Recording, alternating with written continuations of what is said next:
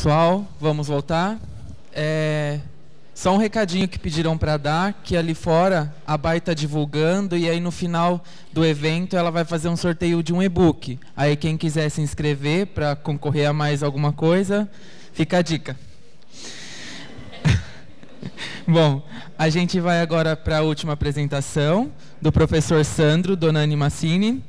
Desde 2003, ele atua na Universidade Estadual Paulista Júlio de Mesquita Filho, em Sorocaba. Tem experiência na área de engenharia ambiental e engenharia de materiais, com ênfase em polímeros, e principalmente no tema da reciclagem dos materiais presente nos resíduos sólidos urbanos. Mais uma vez, obrigado, professor. Obrigado eu. Obrigado à organização do evento.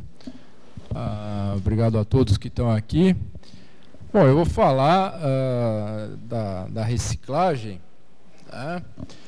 Como a primeira opção, tá? O título foi esse, mas o Biso já adiantou por que ela é a primeira opção? Por causa da lei, né? A lei determina isso aí, eu vou mostrar o parágrafo da lei, então por isso que ela é a primeira opção. É uma lei federal, a Política Nacional de Resíduos Sólidos, gostando ou não dela, a gente mora no Brasil, a gente tem que obedecer, tá? Então, pegando a carona na legislação, eu vou definir o que é reciclagem, não sou eu. É a turma que fez a lei que define o que é reciclagem, né? É uma definição bem ampla, tá? Depois eu vou colocar uma mais simplesinha. Processo de transformação de resíduos sólidos que envolve a alteração de suas propriedades físicas, físico-químicas ou biológicas, com vistas à transformação em insumos de novos produtos, observadas as condições e os padrões estabelecidos por órgãos competentes como o SISNAMA, que é o Sistema Nacional do Meio Ambiente, e se couber o tal do SNVS, que é o Sistema Nacional de Vigilância Sanitária, e SUASA, que é o Sistema Unificado de Atenção à Sanidade Agropecuária. Tá? Então, uma definição rebuscada, mas que abrange absolutamente tudo e que fala, em linhas gerais, que reciclagem é o reaproveitamento do material contido num resíduo a partir de sua descaracterização. Tá? Então, se eu pegar uma garrafa de plástico que era de água, e que era de Coca-Cola, por exemplo, esvaziar, colocar água, eu estou reutilizando, né? Reciclar, eu preciso descaracterizar esse material, né? Qual é o jeito comum de reciclar? Como é que se recicla o material? Como? Energia, né? Na verdade, o que eu faço com essa energia? Derreto, né? É um jeito bem simples de você reciclar boa parte dos materiais. Vidro faz assim, metal faz assim, boa parte dos plásticos também, né? Então, é isso que é essa descaracterização, isso que é reciclagem, né? Aqui, se você começar a pensar bem, ó, transformação de resíduos que envolve alteração de suas propriedades biológicas, você pode pensar, e eu acho razoável isso, definir a compostagem como uma reciclagem, né? Reciclagem daquela fração putrescível de matéria orgânica que tem nos resíduos, né? Mas nós não vamos tratar exatamente de compostagem aqui. Mas ela seria também uma forma de reciclagem. Reciclagem de papel não envolve fusão, né? Envolve descaracterização em água, tal, mas tudo é descaracterização, isso que é reciclagem, tá? Então, segundo a Política Nacional de Resíduos Sólidos, no seu artigo 9, isso é lei, né? Então tem que ser obedecido isso, que na gestão e gerenciamento de resíduos sólidos deve ser observada a seguinte ordem de prioridade, né? Não geração, redução, reutilização, reciclagem, tratamento dos resíduos sólidos, disposição final ambientalmente adequada dos rejeitos. Então por isso que eu coloquei a reciclagem como primeira opção, tá? De um resíduo que você gerou, tá? Então eu estou desconsiderando essa não geração, essa redução, a reutilização, pronto, não consegui, não tenho mais água para gelar na geladeira de casa, eu não quero mais pôr água para gelar na geladeira de casa, vou ter que jogar essa garrafa fora, ela virou um resíduo. Como a professora falou, é um resíduo para mim, é um lixo para mim, mas para alguém é matéria-prima, tá? Então, que isso fique claro, para nós que trabalhamos com resíduos sólidos, não existe lixo, não existe rejeito, tudo é matéria-prima para alguma coisa. Absolutamente tudo é reciclável. Aí entra no que o professor Bispo falou. Se é economicamente viável, não sei, mas que dá para reciclar tudo, dá. Dá para reciclar papel higiênico usado. Tá, mas dá para desconfiar também que não é uma boa. Né? Que você vai gastar de cloro para tirar coliforme, para deixar branquinho de novo. Então, até pela avaliação do ciclo de vida, dá para sacar que também não é tudo que deve ser reciclável, deve ser reciclador, mas tudo é reciclável, sem dúvida. Tá? Então, aqui, eu falo que a reciclagem é a primeira opção, porque ela está aqui na frente. Virou resíduo, ela entra aqui. Tratamento, aí você pode considerar, a legislação não está muito clara nisso, mas dá para entender que a legislação colocou o tratamento térmico, né, seja ele qual for, a compostagem, está tudo como tratamento, né, de resíduos sólidos. E disposição final, sim, aterramento. Né, a gente está falando de aterros sanitários. E a legislação fala que o aterro sanitário tem que gerar metano. Tem que ser um aterro energético, como o professor falou. A ideia é essa, né? Bom, então essa hierarquia recomendada, que ele falou, e a ideia dessa pirâmide invertida, esse triângulo invertido aí, é que vá o mínimo possível para os resíduos, né? Mas, na verdade, o que acontece aqui, pelo menos no Brasil, é que vai o mínimo possível para os aterros. O que acontece é que é o contrário, essa pirâmide não é invertida, né? Então, se você considerar do jeito que eu considerei aqui, a prevenção, colocando a redução aí, a reutilização, a reciclagem, incluindo compostagem, mas não vamos brigar se colocar isso como outra coisa. Daí eu coloquei a queima, tá? E aterro. Então, quer dizer, essa hierarquia, ela rola no mundo inteiro. O pessoal em todo está falando nessa hierarquia aqui. O Brasil, como uma legislação moderna, 2010, uma legislação que levou 20 anos para ser feita e veio com bastante coisa boa, é uma legislação das mais avançadas que tem, pegou carona nisso aí. É lei aqui no Brasil isso. Então, a ideia é essa, tá? Fazer a reciclagem. Tá? Aqui o ciclo de vida dos materiais, coisa que todo mundo conhece. Primeiro, material extraído ou beneficiado, onde se retira a matéria-prima da natureza, é sempre assim, você usa a matéria-prima de algum lugar, se extrai da natureza, você tira a matéria-prima, vou falar aqui, vou dar exemplo, por exemplo, do alumínio. Né? O alumínio vem de um minério chamado bauxita. Tá? É uma pedra que tem, sei lá, 60%, 70%, 80% Tl2O3, que é o minério, o óxido de alumínio. Tá? Então, a síntese, no caso, eu vou conseguir extrair o alumínio dessa pedra. Tá? Eu tenho o material alumínio. Depois, eu faço uma lata de alumínio. Tá? Isso é o processamento. Tá? E depois eu uso. Né?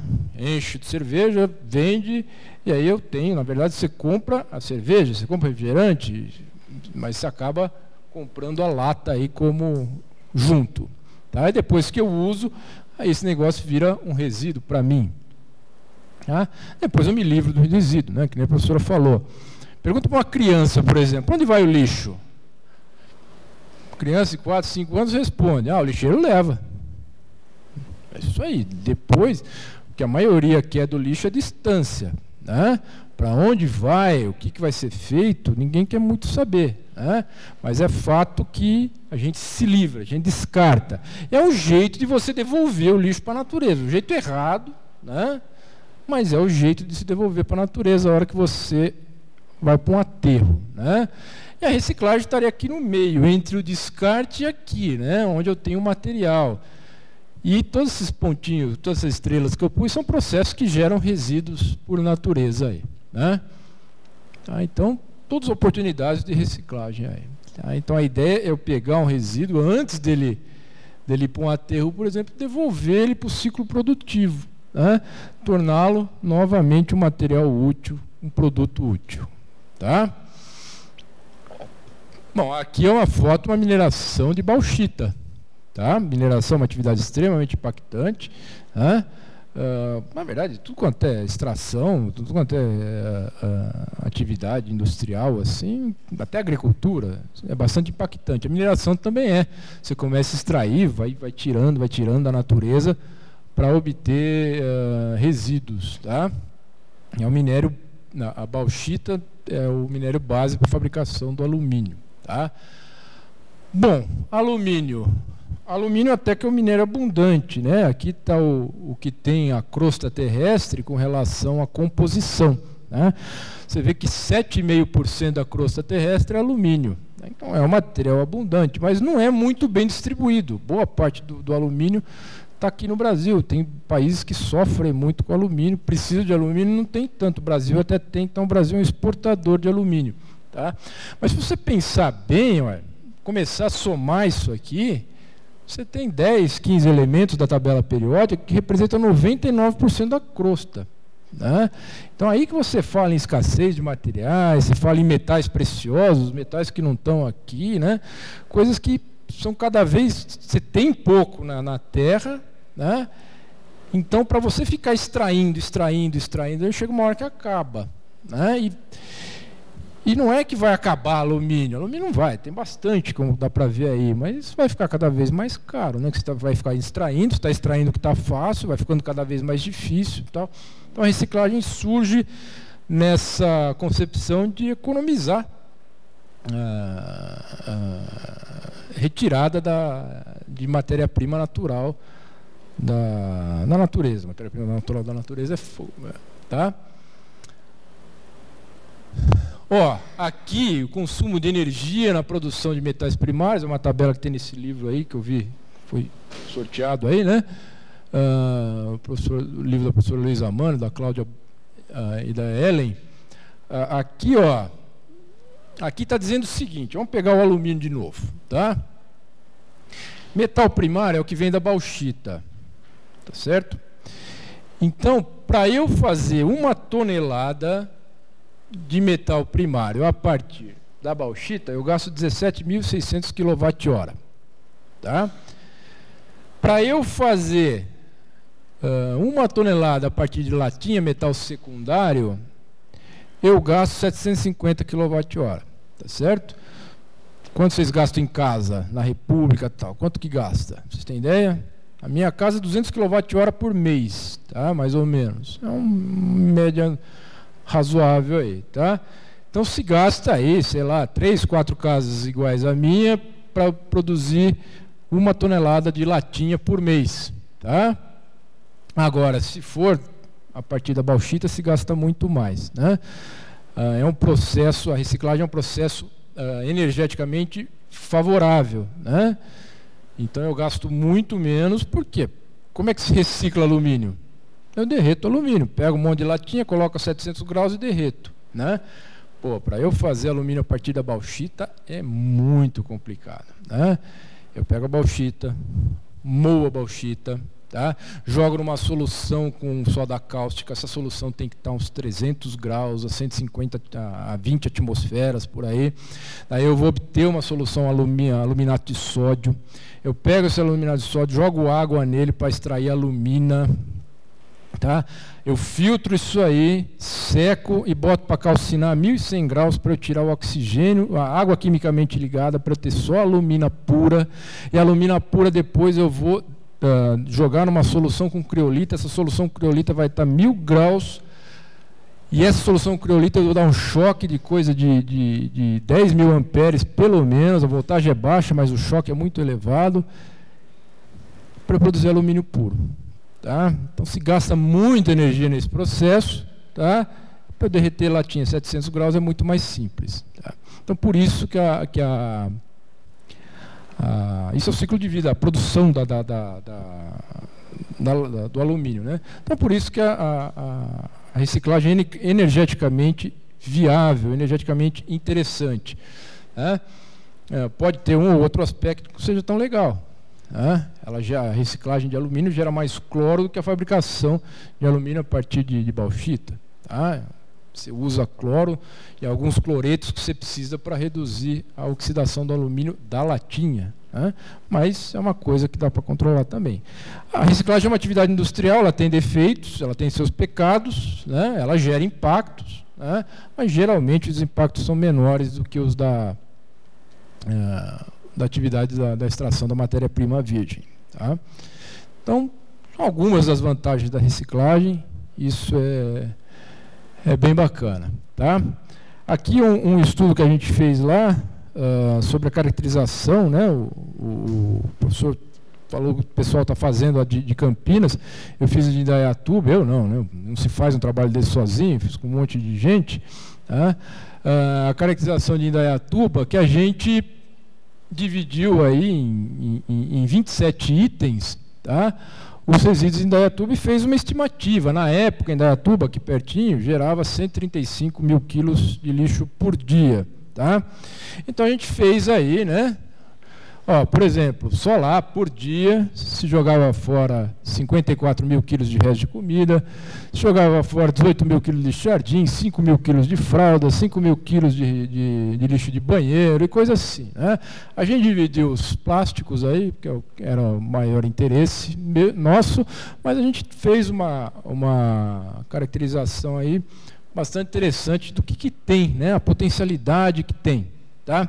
Isso tudo misturado não vale para nada, tá? Isso aí, a gente saía de lá, o caminhão empurrava, jogava a terra em cima e ficava para sempre ali. Isso era para o aterro, tá?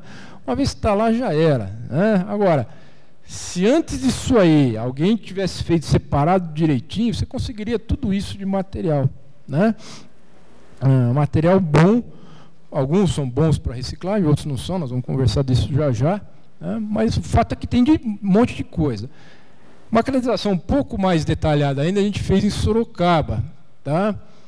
Em 2011, a gente dividiu em mais itens, acho que foram 41, tá? O pessoal estava mais animado na época aí, né? Porque ficar chafurdando ali não é muito gostoso, mas a gente dividiu em mais, né? Pensando que a gente fez isso, a gente levava os resíduos para uma cooperativa, né? Porque, pô, levar esses resíduos na faculdade, o pessoal não gostava, tal. Então, na cooperativa, os caras abriram de boa para a gente fazer essa separação, e lá a gente ia perguntando para eles, ó, como é que vocês separam isso aqui? Ah, não, isso aqui não vende, esquece, isso aqui a gente pega. Então, conforme eles foram falando para a gente foi separando, né? Algumas coisas que eles vendiam, outras que eles não vendiam, mas que a gente quis separar. Por exemplo, resíduos perigosos, né? O que tem de resíduos perigosos no nosso lixo, né? Um inocente frasco de acetona que sobrou, né? Foi tirar o esmalte da unha, lata de inseticida, esse tipo de coisa é resíduo perigoso, tá?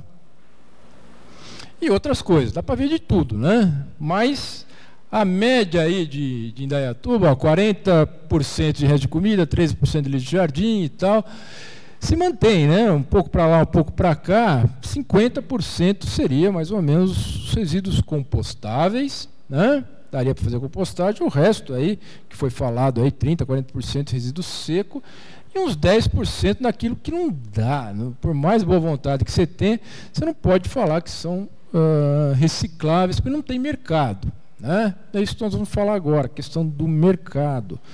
Né? Num mundo perfeito, tá? Num mundo perfeito, o que acontece no mundo perfeito?